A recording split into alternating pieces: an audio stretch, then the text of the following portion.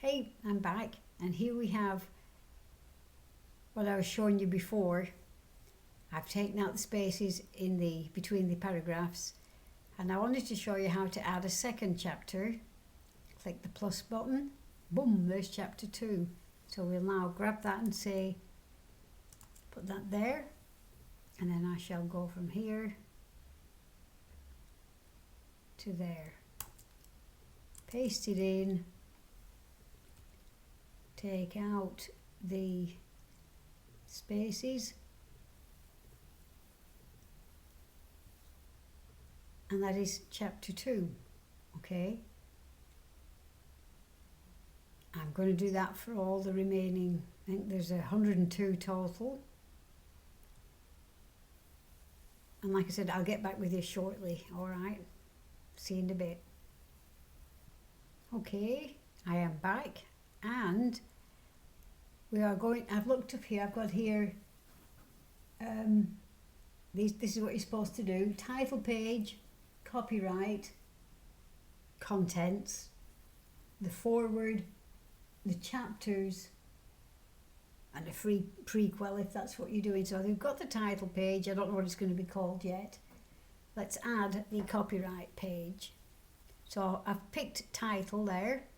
I'm going to go down to the plus sign again, and we're going to add, not chapter 3, but watch, I'm going to move it up. Yes, reorder it, confirm, because that's not going to be that. But you see how I've clicked into the field? I'm now going to go here and convert to copyright. Alright, so that's your copyright page and copyright, etc. stuff here. So at least I've got it bookmarked. And then we had contents. Yeah. So the contents here, as you can see, automatically generates your chapters. You can choose to have your chapters numbered or not. I think yes, why not? But don't forget, in an ebook it doesn't matter about page numbers. In fact, it's irrelevant, because it all depends on what viewing device they're looking at and how things get resized. But in a paperback, that's a totally different animal, and we will go over that in a bit. So I shall pause again and get the chapters added. I just wanted to show you that it took me about an hour and a half of copy paste, copy paste, copy paste, until I thought I was seeing double and triple. Oh, I know what I can do while I'm here. I can show you the different styles. If you don't like that W or anything, you can change the style.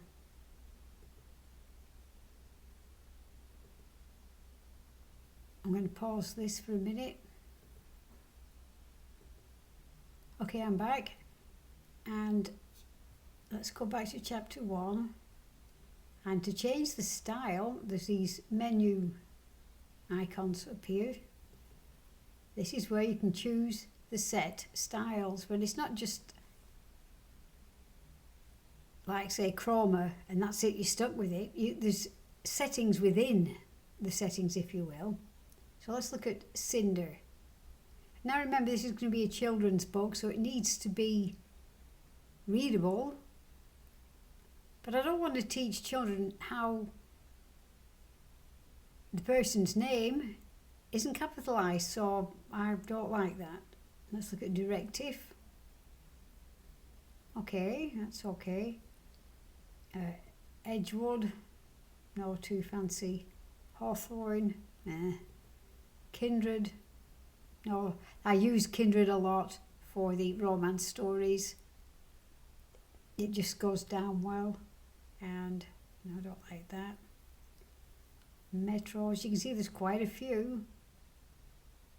No, I don't like that.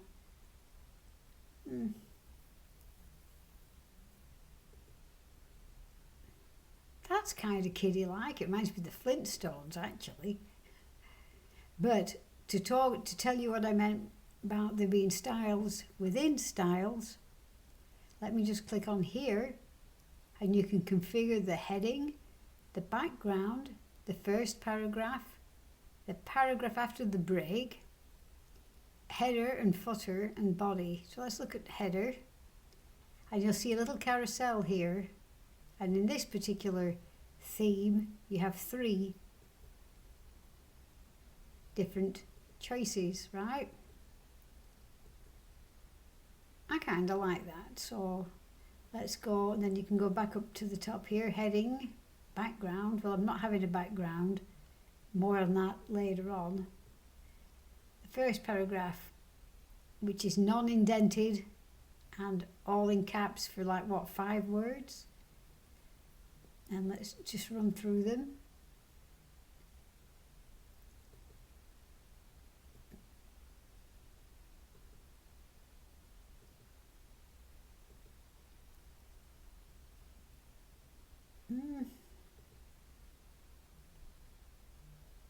Okay, you know, maybe kids don't want to see something fancy. Oh, heck.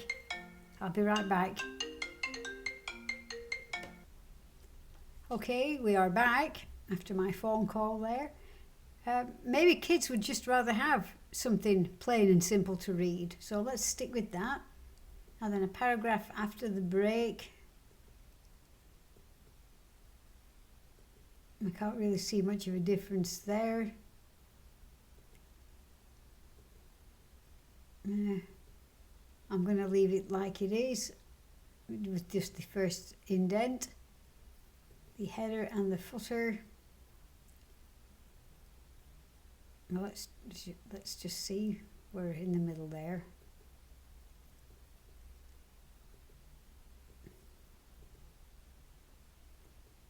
It's neat how you can see how it will look.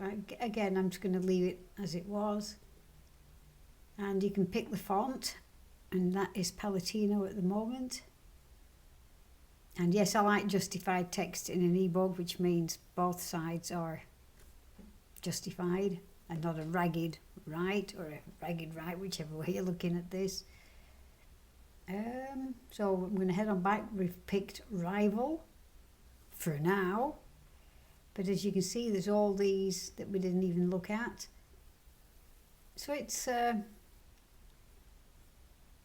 very good program. App is Vellum. So now I'm going to go back to the 3 bars, drop down, and then we'll get back to finishing this up. I've added the copyright page. Of course, I've got to add what the copyright is. I'll copy that from one of my other books. And that's it for now. Then I will show you how to add images and the cover when I get them back. All right, when I get them created. And we'll take it from there. So thanks for your patience with me. See you shortly. And we're back. I contacted someone on Fiverr for 10 images, and they said, I'm sorry, we don't work from a script, because I elaborated too much on what I needed. So what they need are concrete examples, the poses that Winston and Big Bo find themselves in. So here, I just typed this out this morning, and I've sent it over to the person on Fiverr. I picked these 10 through, this is Vellum over here, and every 10th one, knowing that there's 102 of them, so they'd be interspersed evenly throughout the book. And you'll notice that I did edit the title. I think I clicked on the, no, I didn't do that, Susan, put that away. I edited the title info, and I managed to change it to be The Adventures of Winston and Big Bo by Sarah Branmore.